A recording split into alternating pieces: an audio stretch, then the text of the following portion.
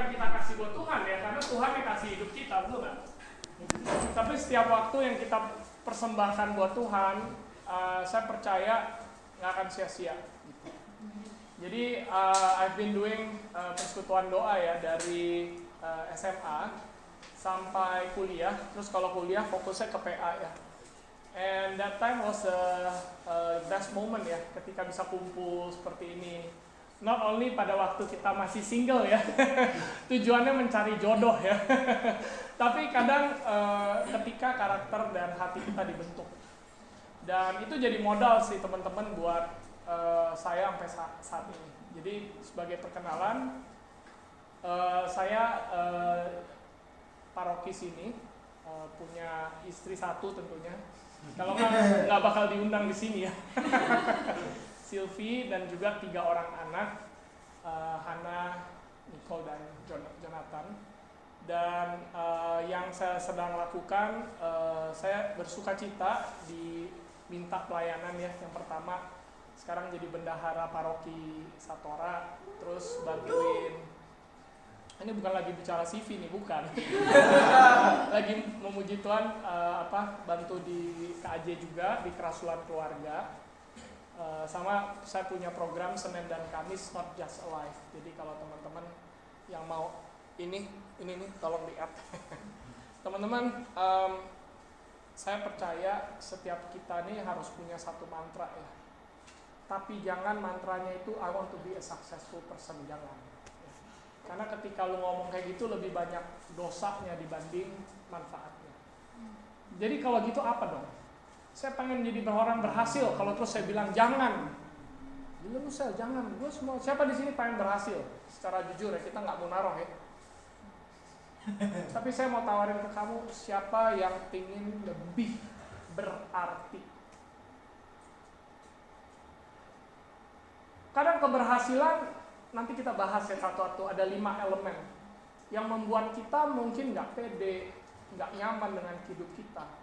Cuma satu kata, pada saat kita punya dedikasi, I want to build a meaningful life. Ini bottom line ya, saya bottom line dulu baru nanti rinci ya. Tapi kesimpulannya ini, you do not need to be anyone else but you. Understand ya? If you want to be successful, kalau saya pengen berhasil, saya pengen jadi si A, saya pengen jadi si B, saya pengen jadi si C. Dan saya ngelihat saya jelek mulu gitu. Apalagi kalau sindrom umur di bawah 40, percayalah saya. Selalu sindromnya kurang. Betul nggak? Karena dan berbahayanya adalah kalau sindrom setelah 40, semuanya juga kayaknya bisa gitu. Karena life start at 40, mungkin tabungan udah banyak, jabatan udah ada, bahaya dua-duanya gitu. Keberhasilan kalau ditentukan hanya karena status, jabatan, dan harta, itulah yang bikin bahaya teman-teman. Nah kita sebagai anak muda, selalu deh kalau ukurannya, aduh gue kayak masih banyak nih dalam kurang, it's okay gitu ya. Apalagi buat teman-teman yang habis dari winter storm, kalau yang udah kerja di startup ya, saya ngelihat betapa beberapa my colleague, ada di sini startup, jangan ditimpuk. ada angkat tangan? Ada ya? You really face gimana waktu jaya dan ya kan? Dan sekarang kita lihat kondisi lagi pinjol, lagi ini 2 minggu lalu yang pinjol ada yang bunuh diri, ya kan? Saya ngerti gitu. Kondisi di bawah 40 selalu di pikiran kita tuh saya kurang. Makanya ketika ada gaya yang bilang saya harus berhasil, itu membuat hati gembira. Tapi hari ini saya mau patahkan itu, jangan kejar itu. Jadilah orang yang berhasil, kita ganti jadi orang yang lebih berarti. Sekarang kamu juga berarti, tapi tujuanku adalah I want to be lebih meaningful. Dan orang yang berarti itu compatibility-nya sendiri gitu. Kebayang nggak kalau Kur nih ya kalau Kur, siapa yang Kur? Kur itu ternyata dahsyat ya dibanding kita puji-pujian ya. Gue kan dulu mirip yang kayak Valen gitu lah, nyanyi gitu ya, udah suara nggak bagus gitu kan, pakai mic gitu. Tapi ya kalau kasih pelatih kalau ngomong udah pakai mic udah kayak dunia milik dia ya. Cuma kalau Kur ternyata, if you guys Kur juga, kadang lenyap dalam Kur dan bener-bener sama-sama yang sungguh-sungguh, gila nangis juga loh gitu ya. Jadi gue udah jarang kur, terakhir gue kur SMP, to be honest. Terus si Romo Bondi suruh gue kur gitu, DPH yang baru sama yang lama, nyanyi lagu gitu ya. Apa tuh? Si Putut tuh kalau ngarang lagu bikin nangis. Siapa yang pernah nangis karena lagu Putut? Ya kan? Istana Cintamu ya.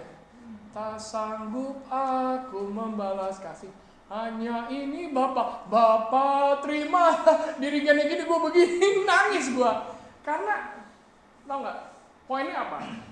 Poinnya nggak ada hubungan sama ini sih. Poinnya gini, kalau lu kur, lu nggak bisa pakai suara yang nyeleneh gitu. Suara lu tenor, lu jangan nyanyi yang sopran gitu. Lu cowok, realize gitu ya. Suara lu bass, lu nyanyi di bass. Dan pada saat setiap hidup kita dibilang Tuhan meminta kamu hidup lebih berarti, itu karena lu sudah berarti gitu. Stop being anyone else. Stop thinking that you are kurang. Jangan berpikir gue kurang ini. Enggak, Tuhan, karya Anda di dalam diriku tuh luar biasa. Orang lain gak akan lihat gitu. Ya iyalah, orang lain kan bukan anak Tuhan rata-rata, betul gak? Mindset mereka mindset dunia gitu. Yang keren, yang kaya, yang pinter, yang dianggap gitu. Kalau nggak dianggap ya siapa lu gitu ya. Cuma kalau di dalam hadirat Tuhan adalah orang yang memaksimalkan talentanya, itulah yang jempol. Amin. Nah mari kita lihat di slide pertama, yaitu kita buka di Yohanes 3 ayat 30. Nah ini saya mau lomba nih, siapa yang paling demen baca Alkitab? Pada bawa nggak? Salah satu dong bawa. Ayo berlomba-lomba. Ini ada kata kuncinya.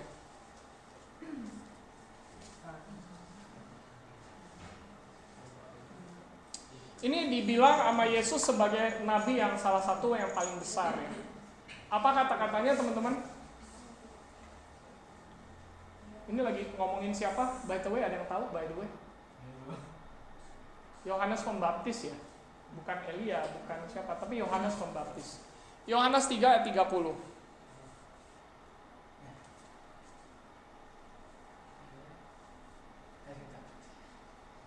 Kok nggak ada yang berani sih? Ya, silakan.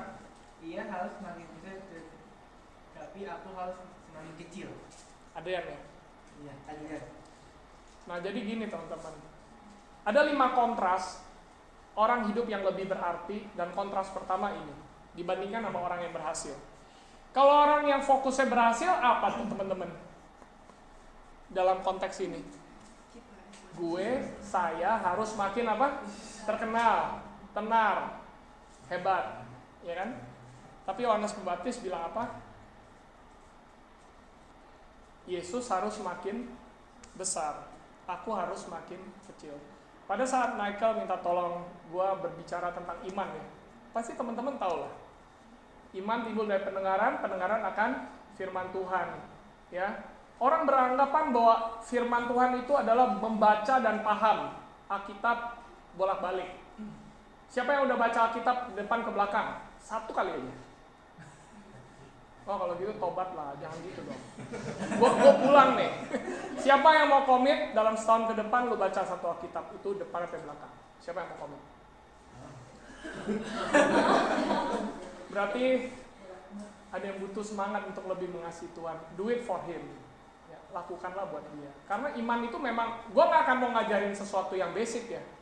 Karena kalau kamu tidak mengenal firman Tuhan, apalagi gak doa ya, habislah hidup kita. Karena ada satu kuasa gelap yang 100% ada. Karena gereja Katolik bilang di filmnya apa tuh namanya? Exorcist, satu keberhasilan iblis pada bersaat Anda berkata bahwa dia tidak ada. Iblis paling demen.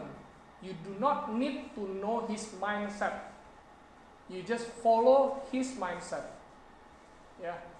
Karena kalau teman-teman kayak gitu ya bakal kedengeran awkward ya.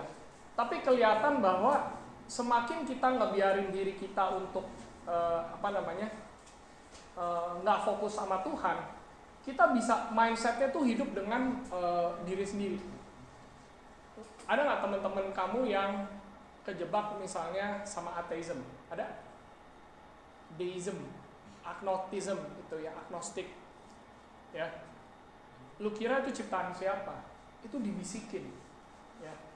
Mungkin ada nggak teman-teman yang punya teman-teman maaf ya LGBT sekarang? Ada? Ya, dan segala macam. Nah jadi balik lagi teman-teman, hari ini saya nggak akan bicara tentang sesuatu yang sederhana dan yang harusnya kita lakukan ya. Berdoa rosario, berdoa, berpuasa mungkin, baca firman. Menurut gua, sebagai orang-orang yang ada di Panen, kalau teman-teman belum melakukan itu, you are missing the most crucial part in your life. Gitu. Ya, karena kita yakin hidup kita itu berasal dan tujuannya untuk Tuhan. Nah tapi dengan ayat ini, yang ada 5 hal ini, yang saya lagi mau tawarkan hari ini bukan bagaimana nuntun iman itu, tapi gimana memiliki mindset, itu yang susah. Nah sama juga ketika teman-teman memiliki kebiasaan membaca firman Tuhan, itu tujuannya bukan untuk paham. Dan memang banyak orang keblinger sih teman-teman, banyak orang yang hafal firman Tuhan, tapi orang mengira pada saat dia bisa berdebat tentang ayat, itulah orang yang beriman. Betul apa betul? Salah ya. Jadi orang yang sebenarnya beriman itu nggak ada hubungannya sama orang yang menghafal tentang Tuhan. Ya.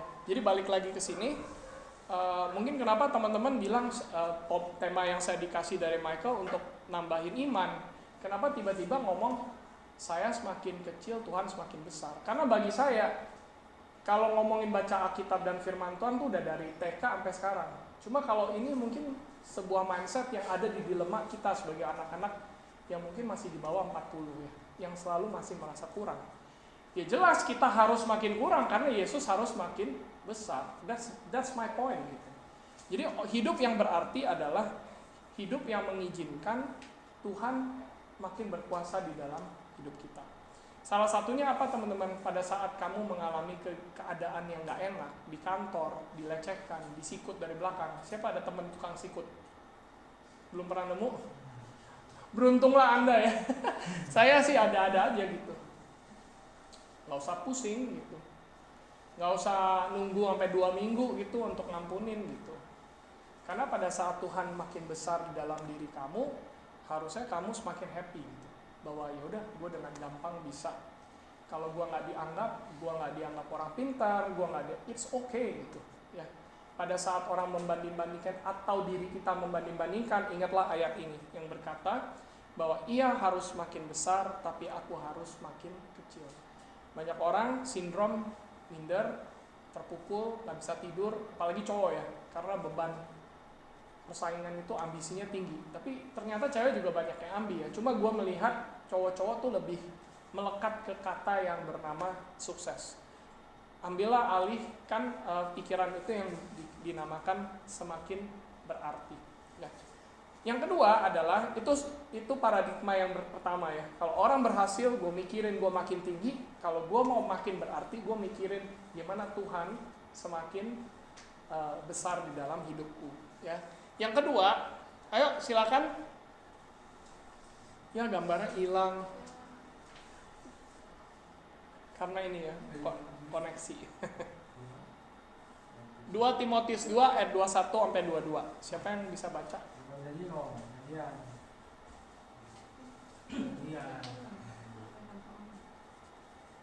Atau pakai yang WAG aja tadi, Bro. 2 Timotius 2 ayat 21 sampai 22. Jika seorang menyucikan dirinya dari hal-hal yang jahat, ia akan menjadi perabot rumah untuk maksud yang mulia. Ia dikuduskan, dipandang layak untuk dipakai tuannya, dan disediakan untuk setiap pekerjaan yang mulia. Sebab itu jauhilah nafsu orang muda, kejarlah keadilan, kesetiaan, kasih, dan damai bersama-sama dengan mereka yang berseru pada Tuhan dengan hati yang murni. Oke, yang kedua, kalau orang yang berhasil itu fokusnya apa teman-teman? Sama ya, tadi kalau makin dikenal, saya makin keren. Betul gak? Kalau orang yang berhasil mungkin mikirannya adalah gua makin keren. Cuma kalau di dalam Tuhan bukan semakin keren ya. Jadi penampilan mungkin tambahin upgrade ini, upgrade itu, ya bukan bilang jelek. Tapi yang saya mau tawarkan di sini adalah saya semakin berguna. Mari kita sebut di dalam hati kita nama kita masing-masing.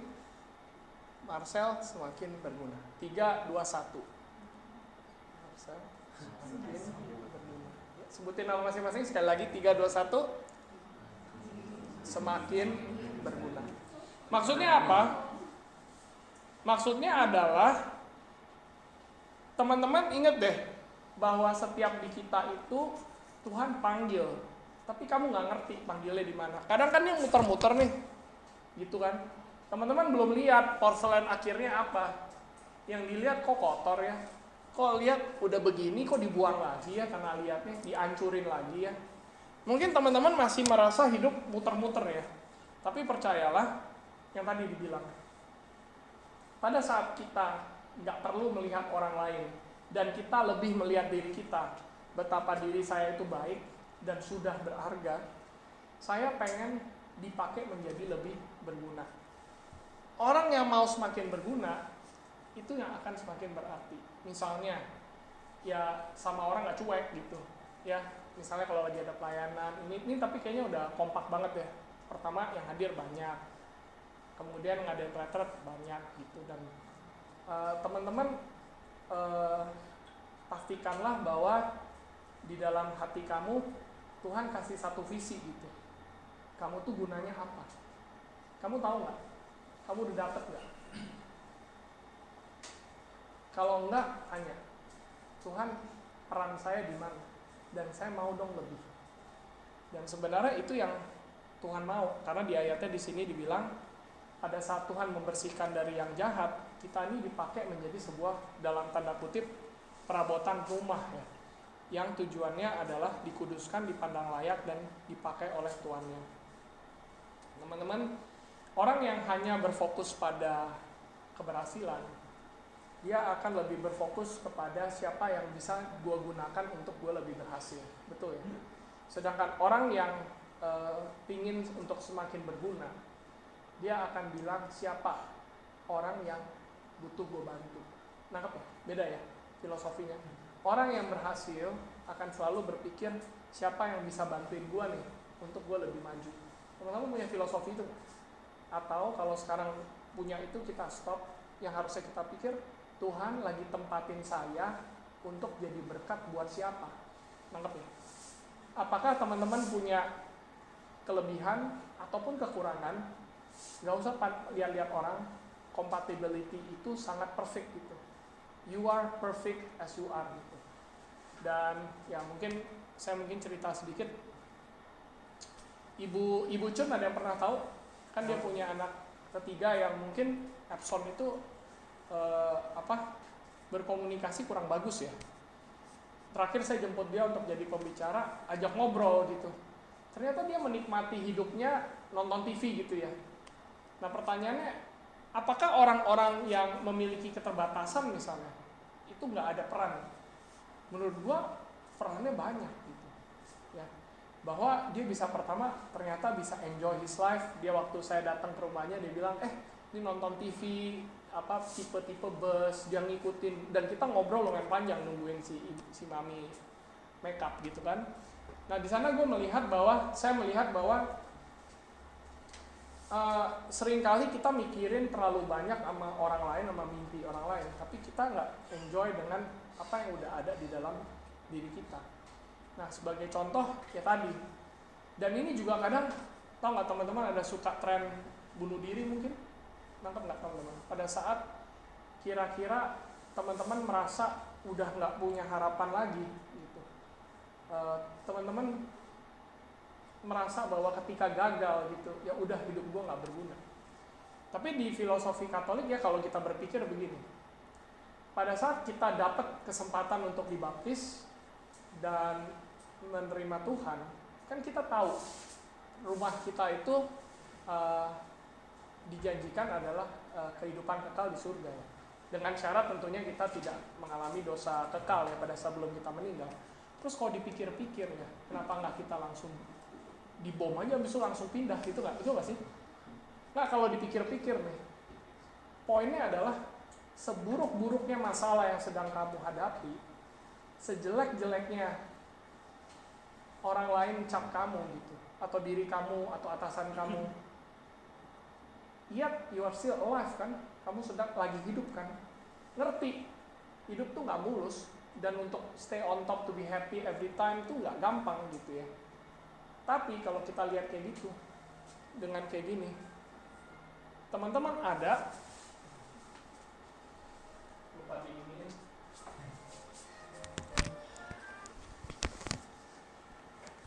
teman-teman ada untuk digunakan oleh Tuhan.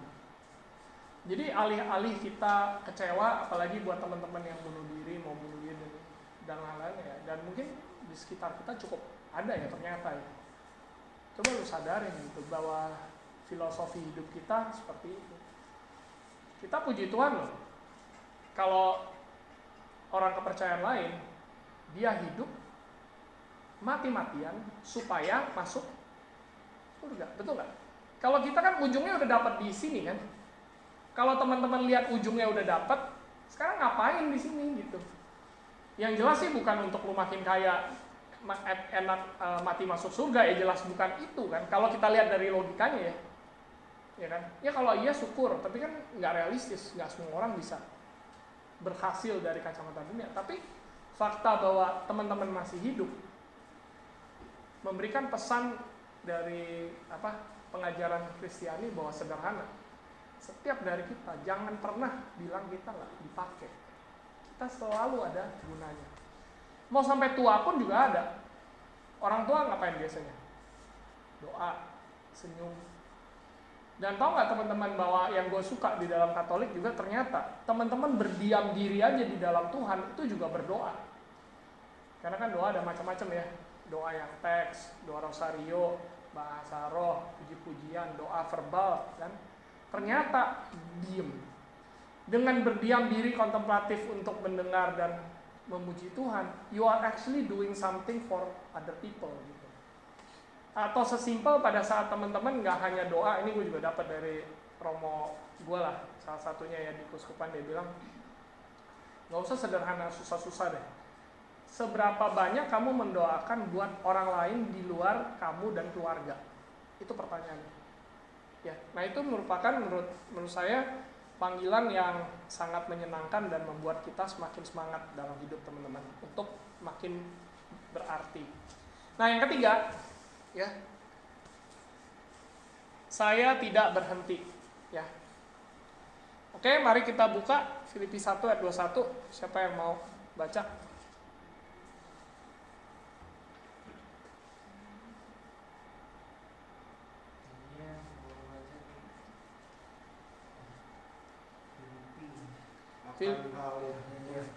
Ya, Filipi 1 ayat 21. Silakan. Akan hal ini aku yakin sepenuhnya, yaitu Ia yang memulai pekerjaan. Salah kan? Filipi 1 ayat 21 kalanya karena bagiku hidup adalah Kristus dan mati adalah keuntungan. Oke. Jadi teman-teman, kan kalau umur pensiun berapa? Umur pensiun 56 ya sekarang. Kalau di saya kantor, ya makasih ya, sorry. Ya kalau di kantor kan umur, kalau di saya kebetulan 60. Mungkin memang kalau dipikir-pikir yang paling saya takut adalah rata-rata pasti kalau yang punya anak, ayo apa? Setidaknya sekolah, ya kan? Karena biaya sekolah sekarang untuk anak per anaknya itu salah satu pengeluaran yang paling mahal, ya kan? Dan kayaknya semua orang kalau sekolah UK, US tuh kayaknya bukan kayaknya ya, mungkin karena pergaulan kita di Jakarta itu juga udah wajar. Jadi kan kita pengen dong setidaknya memberikan yang terbaik buat anak. Apalagi yang dipikirin? Pensiun, nggak kerja, nggak ada penghasilan, betul nggak? Teman-teman pernah ngitung nggak? Untuk mengenjoy life, misalnya kamu butuh uang makan berapa lah sebulan, bla bla bla, kamu butuh uang tabungan berapa? Udah pernah mikir belum? Ya, dan ya ternyata nih kalau lompat sebentar ya dari sini, kan saya orang keuangan ya. Saya nggak ya saya pelayanan tapi kerja day to day di konsultan. Ternyata simple. Ketika teman-teman nabung 1 juta atau 2 juta aja rutin per bulan ya, dengan suku bunga 3-7% ya. Ketika bunga berbunga, teman-teman taruh di Excel. itu pada waktu teman-teman umur 60 ya, itu ternyata mungkin mau mendapatkan berapa M tuh nggak mustahil untuk pensiun. Cuma pasti banyak ketakutan banget ya buat kita, terutama orang-orang tua yang gue mau ngapain nih, belum ya, gue kok kayaknya ya belum lagi di gereja kita kan kadang sekarang yang ketua lingkungan harus yang di bawah umur berapa 52 ya kan. Cuma kalau orang yang kenal ayat ini, Filipi 1 ayat 21, bagiku hidup adalah Kristus dan mati adalah keuntungan. Jadi nggak ada konteks hidup hura-hura mati masuk surga. Kalau orang yang berhasil, dia akan memilih konsep gue pengen apa tuh, pensiun dini, punya passive income besar, dan mantranya apa? Enjoy life. Betul nggak? Ada nggak nih ayatnya nih kayak gini? Karena bagiku hidup adalah enjoy. Karena bagiku hidup adalah jalan-jalan keluar negeri. Karena bagiku hidup adalah partai. Karena bagiku hidup adalah makan enak. Tapi firman Tuhan apa? Karena bagiku hidup adalah Kristus dan mati adalah keuntungan. Jadi pilihannya cuma dua. Selagi kita hidup, ini ayat 22 nih, langsung aja kita baca sama-sama deh ya, 3, 2, 1. Tetapi jika aku harus hidup di dunia ini, itu berarti bagiku bekerja memberi buah. Jadi mana yang harus kupilih, aku nggak tahu. Jadi ternyata teman-teman, kalau kamu punya mindset berhasil, kamu akan mindset apa? Stop kan? Enjoy, karena you wanna have a passive income. Bukannya passive income sama uang pensiun itu nggak boleh, harus. Ada yang bilang, Jack Ma, ada yang pernah dengar nggak? Kalau orang lahir miskin, itu memang nggak bisa diatur. Tapi kalau orang matinya masih miskin dan nggak punya tabungan dan berhutang, itu sih dia yang goblok gitu. Karena ada caranya untuk lu berhasil, setidaknya bekerja, kecuali kita cacat ya. Nah jadi bagi ini adalah, di sini dibilang bahwa mindset orang yang berhasil, dia akan pikir, aduh gue pengen cocok pensiun nih, pengen enjoy nih, gue pengen ini nih, tunggu dulu gitu. Tuhan lagi memanggil kamu untuk building a meaningful life, yang berarti bagiku hidup adalah Kristus. Maksudnya apa ya? Itu yang ayat 22. Terus bekerja, memberi buah. Buah itu nggak harus glamor ya, kayak pelayanan. Saya tadi bukan yang ngomongin CV sih, kebetulan. Misalnya kalau nggak ada pun, buahnya apa? Di Galatia kan bilang, kasih, sukacita, damai sejahtera, kelemah lembutan, kesabaran, penguasaan diri, ya kan? Jadi meskipun teman-teman nanti someday jadi kakek-kakek gitu kan, kalian kumpul nih, panen. Kakek-kakek yang retired, kakek nenek. Ini kan OMK apa namanya, pekerja ya tadi. Jadi maksud saya, apa yang teman-teman punya ini berharga. Ini singkat story aja ya. Kan saya dulu waktu married ya punya inisiatif bahwa pelayananku adalah pekerjaanku. Itulah dia, iblis mengecoh ya kan. Jadi setelah itu adalah orang yang fokusnya pekerjaan itu biasanya rata-rata fokusnya berhasil ya. Terus berantem sama istri banyak. Berantem, anak Tuhan katanya berantem sama istri. Padahal dulu istri tuh lemah lembut loh. Kayaknya kalau gue scan nih ya dari tampang di sini ya, kalau misalnya gue masih single, tidak ada yang selemah lembut istriku gitu. Dari tampang. Tapi begitu ketemu orang yang kayak gue gitu ya, yang nggak bertanduk jadi bertanduk banget gitu, melototnya banget gitu. Sorry ya meskipun you are her cousin ya, tapi galak gitu, marah dan kita berantem hebat gitu. Habis itu kita ya udah sel, pelayanan, gue bilang gue nggak mau pelayanan. Ini adalah pelayanan. Dulu saya naif juga dan sombong. Saya bilang, gue sebel pelayanan karismatik kan, karena saya dulu tahu pelayanan itu karismatik. Teman-teman gue yang pelayanan ini di YouTube ya. Nanti kurang ajar lu sel ngomong gitu ya. Tapi nggak apa-apa. Siapapun yang di YouTube itu nggak di YouTube kan? Nggak. Oh. Karena gue pikir gini, gila ya teman-teman dulu pelayanan sampai sekarang ada yang kagak mau kerja.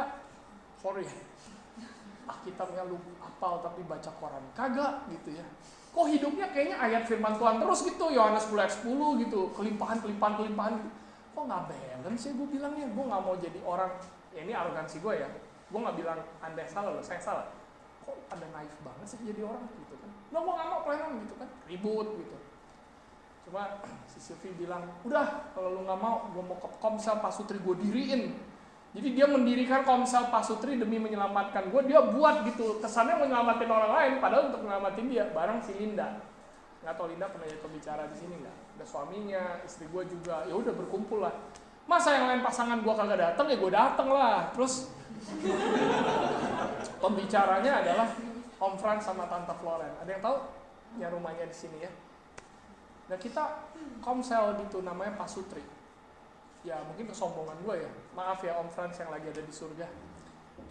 Bosen banget kan kadang denger ayat gitu kan. Ya mudah-mudahan kalian nggak merasa bosen ya, awas loh. Tampangnya ya, yang bosen-bosen ya kan. Lihat handphone tuh kayak dipanggil. Pokoknya pas gue bosen gitu. Cuma gue ngeliat, gue melakukan, I've been doing that for 6 years, 7 years. Dan kita berkumpul nih, 10 pasang. Setiap datang mungkin ayatnya dapat lah 1.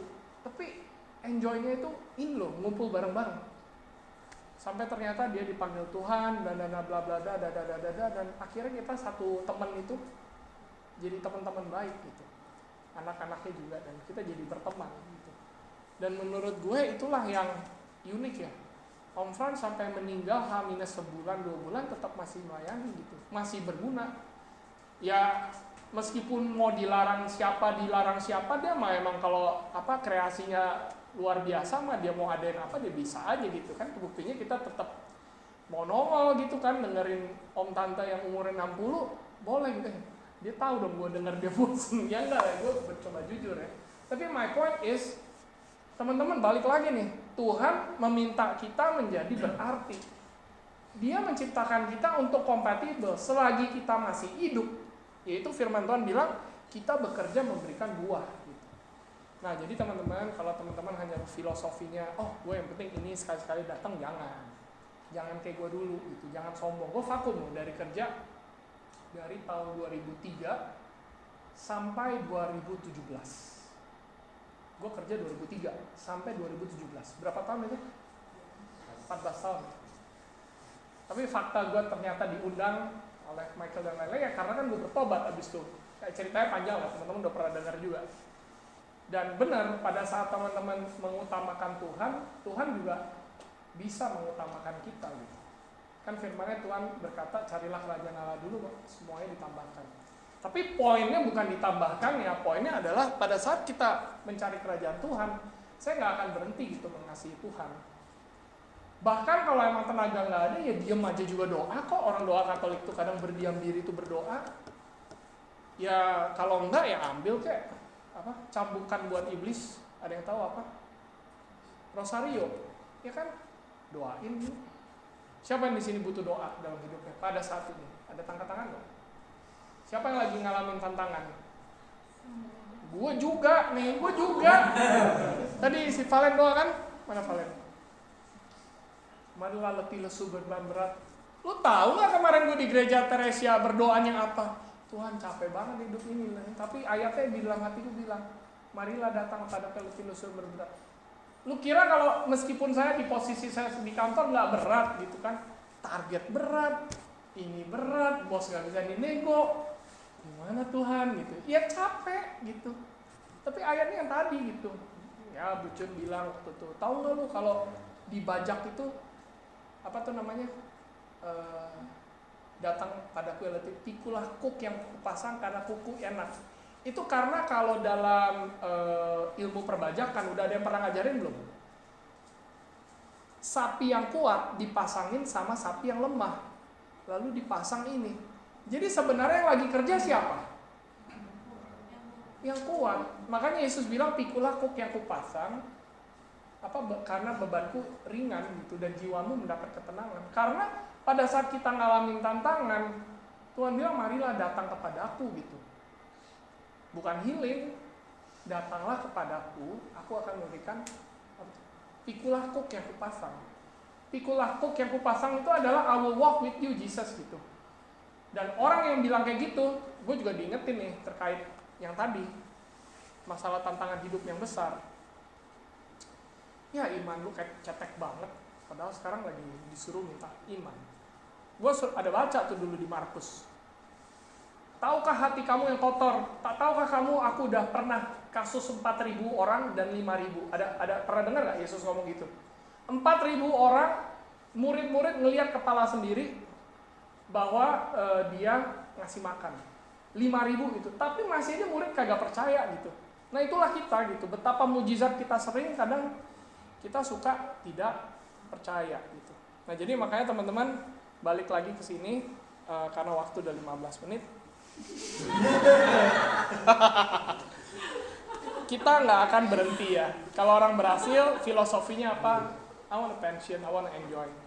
4 paradigma yang saya mau rubah, ya, yaitu kalau orang yang berhasil, dia akan alergi dengan kata yang namanya penderitaan. Ya. Sedangkan kalau di dalam Tuhan, penderitaan dan kelemahan itu udah makanan sehari-hari. Mari kita baca di 2 Korintus 12 ayat 9 sampai 10. Mungkin kita baca sama-sama kali. Oke, udah ya, 2 Korintus 12 ayat 9 sampai 10. 3, 2, 1. Tetapi jawab Tuhan kepadaku, cukuplah kasih karuniaku bagimu, sebab justru dalam kelemahanlah kuasaku menjadi sempurna. Sebab itu aku lebih suka bermegah atas kelemahanku, supaya kuasa Kristus turun menaungi aku. Karena itu aku senang dan rela di dalam kelemahan, di dalam siksaan dan di dalam kesukaran, di dalam penganiayaan dan kesesakan oleh karena Kristus. Sebab jika aku lemah, maka aku kuat. Jadi teman-teman, nomor 4 ini saya cuma mau bicara, jangan halu ya. Pada saat kita berkata bahwa kalau ikut Tuhan, pasti nggak ada masalah. Apa jawabannya? Kamu lagi halu gitu. Justru ada teman saya, Sal, kenapa ya gue habis dibaptis kok masalah gue bertubi-tubi gitu. Dalam hati gue ya welcome to the club. Ya maksudnya gini, ya hidup aja, Yesus aja penderitaan disalib gitu ya. Ya memang sih panggilan ternyata ketika kita dianugerahkan hidup kekalnya di awal, bukan di akhir ya. Kalau kepercayaan lain kan lu demi itu. Cuma begitu itu juga emang lu nggak sudi apa menderita sedikit buat Yesus gitu. Amit-amit kena kita semua ya. Cuma ya I've seen it gitu. Ketika my in-law, mertua gue terpaksa meninggal dalam cancer ya. Dia sempat bergerutu karena dia setia sama Tuhan, dia gak neko-neko, dia berdoa di saat-saat terakhir, ada 2 pokok, dua-duanya gak dijawab. Dia berasa bahwa buat apa berdoa? Oke, meskipun Tuhan ada, kata filsafat, kata teolog gitu ya, tapi mana? Ya kan? Ada buat mereka, tapi kok gak ada buat saya? Mungkin ada gak yang pernah mengalami itu? Ada gak yang sekarang sedang mengalami itu? Tapi inilah dia, bahwa firman Tuhan di ayat sini, bahwa kasih karunia Tuhan itu sebenarnya ada, cuma kita mungkin fokusnya ke masalah. Bahkan di sana dibilang bahwa aku senang dan karena itu kalimatnya karena itu aku sedih atau menggerutu. Karena itu aku apa? Senang dan rela di dalam kelemahan, di dalam apa? Amit-amit, dan di dalam kesukaran. Jadi my point adalah orang yang sukses akan geli yang namanya penderitaan. Dan dia akan bertanya kepada Tuhan, kenapa Tuhan udah kasih gue sukses, kenapa gue tiba-tiba ada masalah? Berarti there's something wrong with you, God. Enggak, there's something wrong with you gitu kan. Bahwa, dan banyak orang teman saya yang jadi deisme juga begitu, karena menganggap bahwa penderitaan itu adalah janji Tuhan yang pasti dilalui. Ada nggak ajaran demikian? Ada. Tetangga-tetangga kita kan beracara kalau di dalam nama Yesus hidup Anda berkelimpahan dan tidak akan kekurangan. Itu ajaran dari iblis gitu. Menyesatkan gitu. Ketika Anda bayar segini, Anda akan diberkati berkali lipat, tidak ada belalang pelahap gitu. Ya kalau kamu yang percaya ya nyesel di kamu gitu. Intinya ya Tuhan bisa kasih berkat, tapi Tuhan tidak wajib memberikan berkat yang kamu mau. Amin. Jadi poinnya adalah apa? Nah, teman-teman harus baca nih. Belilah di toko buku Obor. Saya lagi kebetulan kita buat buku ya untuk pasutri namanya 10 tahun pertama. Mungkin ada yang ikut kali ya di sini. Ada yang ikut? Nah, ya. Nah, di dalam buku itu pas waktu ini ada satu buku, Kesaksian Santo Santa terhadap Neraka. Itu gue beli bukunya, belum gue buka. Tapi yang gue takutin adalah Kesaksian Santo Santa tentang api penyucian. Sebagai saya yang orang yang dulu karismatik dan berbau Kristen sebelum saya bertobat ke benar-benar Katolik ya, padahal dari bayi Katolik, kagak pernah diajarin tuh api penyucian. Ada yang udah pernah tahu? Ternyata pas baca-baca, ngeri loh. Dan ternyata apa yang kamu tabur di sini, ya masih nakal-nakal lah, yang masih bandel-bandel, yang suka TP-TP lah, yang suka sombong lah, yang suka apa lah, nyahok lo nanti kalau kena di api penyucian, ya kan? Harus dimisain lah, 40 hari didoain. Makanya kalau orang bilang meninggal nggak perlu didoain langsung masuk surga, ya itu kan kata Anda, teologi yang kurang tepat. Tapi tradisi dari gereja dari zaman dulu sebelum Martin Luther atau apa, ya orang doa ya didoain betul. Makanya kalau teman-teman saudara kita yang Buddhis ya yang akan galau mau masuk Katolik, ya kenapa? Orang di agama Katolik orang meninggal tuh boleh apa wajib didoakan? Jawabannya apa? Wajib. Ya emang harus didoain. So you don't have anything to lose dong. Kalau misalnya ada orang tuanya yang galau, ya emang orang di Katolik emang wajib kok didoain. Ya kan, kita berdoa untuk kemurahan Tuhan membebaskan kita dari api penyucian. Nah ini untuk gue ngingetin lagi, karena bisa jadi nih, saya ngomong sama mertua, saya juga ngomong sama Om Frans sebelum dia meninggal. Gue bisikin, Om, kalau dari buku yang saya baca ya, kadang amit-amit nih, kan dia cerita nih penderitaan dia.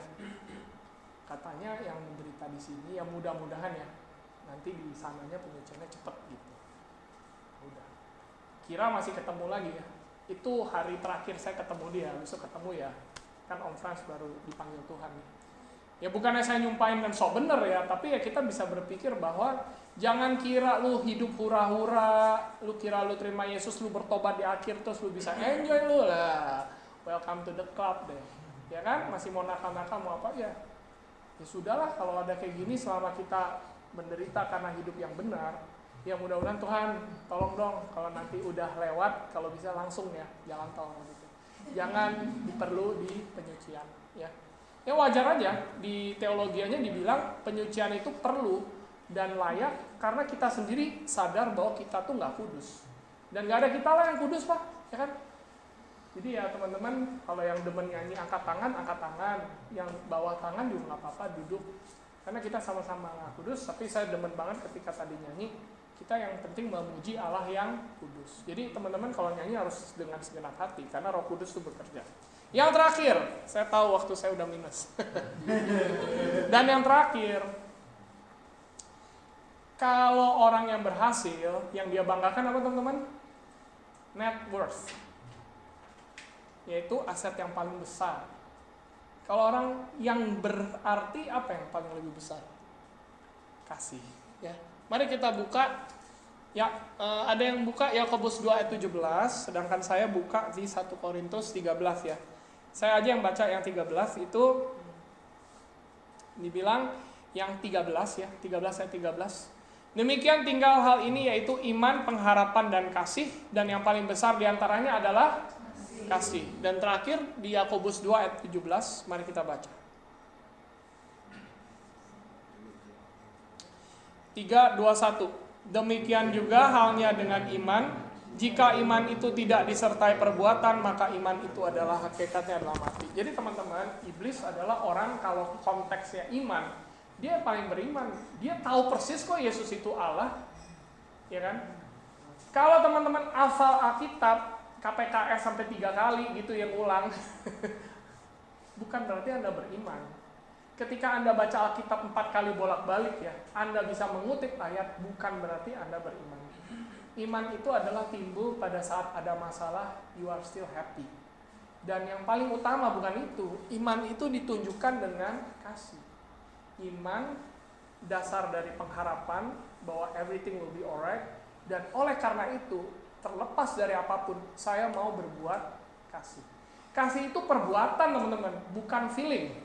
Ya, Nanti kalau teman-teman tahu ya yang namanya menikah ya, Anda akan tahu yang namanya kasih waktu pacaran sama kasih agape itu beda gitu ya. Ketika pasangan kita mungkin kayak jadi monster, bisa nggak gua mengampuni dia? Itulah namanya kasih. Kalau lagi pegang-pegangan gitu ya, coel-coel, apalagi dicium pipi sedikit langsung, wah itu gak kasih teman-teman, sorry ya.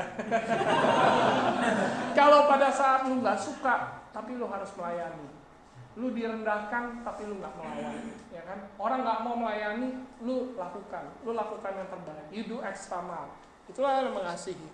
Dan unfortunately, saya kan orangnya memang kalau if you know ya, sanguin dan koleris ya.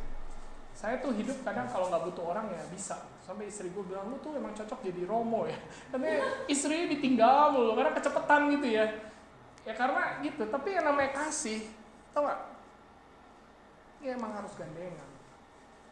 Jangan maju sendiri teman-teman gitu. Kalau saya emang maksudnya cepet tinggalin itu kalau lagi kemana.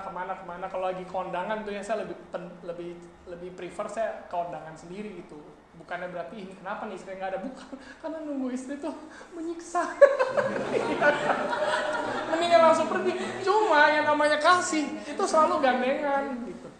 Teman-teman, ada nggak perbuatan-perbuatanmu gitu? Kalau Michael bilang gimana ya caranya kedewasaan iman? Ya lihat aja dari perbuatan, lihat aja dari buahnya. Aduh, jangan ketipu deh sama yang tetangga-tetangga lah. Yang hafal ayat lah, yang bisa bernubuat lah, yang apalah. Udah jelas Matius 7. Saya udah menyembuhkan gini. Jawaban Yesus apa? Enyah lah, aku gak kenal. Aduh, sederhana teman-teman. Tuhan memanggil kita to build a meaningful life. Dan meaningful life itu cuma satu. Seberapa besar kamu mengasihi Tuhan, seberapa besar kamu mengasihi orang di sekeliling kamu. Mulai mengasihi keluarga, orang terdekat, jangan pacar ya, mengasihi pacar gampang, mengasihi istri, luar biasa. Saya udah 14 tahun married, apa 13 ya, lupa saya. Itulah dia, namanya kasih, itu action, ada perbuatan, kagak ada ngomong doang. Ya, untuk datang, ketemu, apalagi masih muda-muda, pelayanan, oke. Giliran udah tua-tua, ada masalah, ada yang ini, ada yang itu, lu mau tetap datang nggak dipanen? Itulah namanya kasih. Mengasihi Tuhan di tempat ini, mengasihi sesama, mari kita pulang dengan bilang, saya punya iman sebiji sesawi, tapi saya menghasilkan hidup penuh dengan pohon yang besar. Artinya apa? Ayat meskipun dikit, yang penting perbuatan. Teman-teman kantor, kerja, pelayanan, pacar, apalagi yang punya istri ya, bisa nggak teman-teman setia dan bawa terus di jalan Tuhan? Doa saya, teman-teman diberkati, dan hari ini buang di pikiran kamu bahwa saya harus berhasil. Tapi pakai di pikiran kamu bahwa saya mau semakin berarti. Tuhan memberkati kita semua.